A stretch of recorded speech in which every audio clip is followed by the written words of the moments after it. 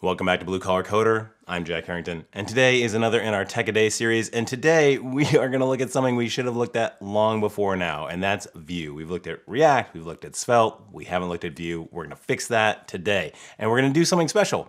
We're doing a collaboration today with my friend at Read Write Exercise.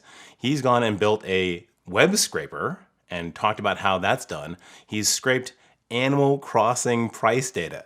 So we are going to go and take that data, put it into our Vue application, use Vuetify, and put a nice UI on it. Let's jump right into the code. Okay, so we're going to start off with the Animal Crossing scraper, and we're going to look at that animals JSON. That's got everything we need to know about the different animals and their prices in Animal Crossing. So these are the ones that you can fish for and then sell to Tom Nook. They are available at certain months of the year, and they have a name as well as an image in some cases, a price. The price still has the commas in it. The location, shadow size, time of day, and animal type. So to put a UI in this, we're going to use Vue. So let's get started. Let's create a new Vue project using the Vue CLI. So we're just going to do Vue create AC prices and then just pick the default. And now we're going to bring up the Vue UI. This is really cool. So this is one of the unique features of Vue, this Vue CLI UI. And this allows you to go and add in plugins interactively into your Vue project. So we're going to bring in Vuetify, which is a kind of material-esque UI framework, and go through the rest of the installation steps. We're just going to give it the defaults.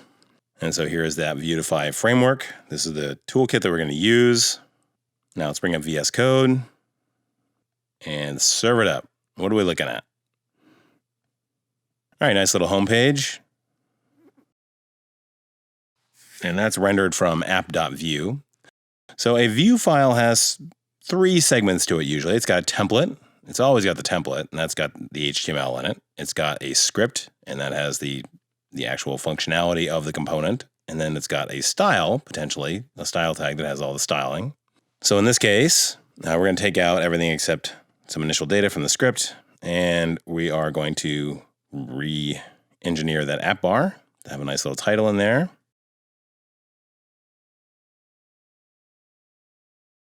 All right, Animal Crossing animals. Looks pretty clean, looks pretty good. So now we're going to bring in that data just with a curl of the raw URL from GitHub. Then we're going to import all that. And then we're going to give it to the template effectively as data. So the way that you put something in is you use the double curlies. Let's take a look. Yes. Gorgeous. Beautiful JSON.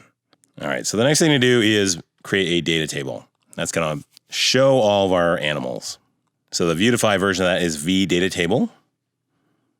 And we're going to give it some things. We're going to give it headers and animals. Now the colon means that we want to bind data to that property. It also means in the case of like items per page, we want to bind 50 as a number and not 50 as a string. And then we've got these templates for various parts of the table. That allows us to say, for this column, use this template instead of the default formatting. So for the name of the item, for example, we want it bolded, so we're going to wrap it in a strong tag. Because we have both price as a string with a comma and price as a value, which we'll create in a second, that has the integer version of that, we're going to have the slot be price value so you can sort it, but the actual display is the price as a string. So that's how that template works.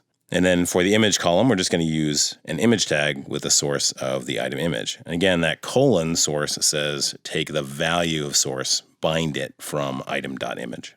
So now we need our header definitions. We're going to bring those in there. So that's what the header is for all the tables. You can say what's sortable, what's not. So it looks pretty good so far. We got an image, we got a bolded name, and we got the price. So what we're going to do now is instead of just using the raw animals data, we are going to compute animals data because we want to do some permutation on it. We want to go and map it a little bit. So first thing we're going to do is remap animal type from lowercase bug to big case bug, things like that. So let's go and do that with a map. And we're also going to fix price value. So we're going to strip out that comma, and then we're going to go and set that to price value. Okay, looking pretty good so far. And now we can actually sort on price, which is nice. Now, not everything has an image, so that's why you see some blanks there. So let's fix this months thing. So month is an array that has the month names in it. So we want to map that into strings that have ranges, because that's the most kind of space efficient way to do that. So we're going to create two arrays here. One is the list of months in order, and then the other one is the list of long form names for months, also in that order. Then we're going to create a new function called month segments that takes that list of months as an array and creates a set of segments. And it basically does that by iterating through the list of months and then seeing if the incoming months list has that. And if it does, then it maps and maintains that kind of start segment, and it looks for blocks. And then it manages segments array, which has a start and an end. And then at the end, we're going to see if we have any kind of dangling thing. So like you get to December and you're still rolling. So if that's the case, then you add on one last additional segment. And then we're going to map that using the long form names so that we get a list of segments of months. All right, there you go. So a bitterling is available from January to February and also November through December. Nice. Okay, so one more thing we want to do, we want to add a search field. Like we just don't want to always show all the critters. So let's go and add a piece of data for search.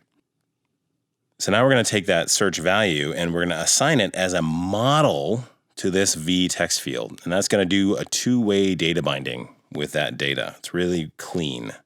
But it's also stuck at the top, so we're going to go and add a little bit of padding to it. That's all you need to do in Vue to add padding or add any kind of styling is just to add a style tag. You can say it's scoped. That means it's scoped to this particular class, and it handles all that for you. Really convenient. Okay, so now we got this search key managed. So now we just need to go and add in a filter on that. And another nice thing here is that Vue is going to manage tracking what depends on this.search automatically. So if search changes, we don't need to write any code that then reruns this. Vue knows that search changed and other things depend on search. So it's going to recompute the value of animals based on the new search value. So let's type in something in there, gold, nice, and it works right away.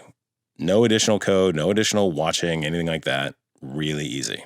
So if you're asking yourself, well, hey, how all this V stuff isn't HTML, how's that working? Well, what's happening there is if we go over here into plugins, we can see that Vuetify is getting added or used to Vue itself. And that's one way that you can bring in whole component libraries and have them accessible from anywhere in any Vue component.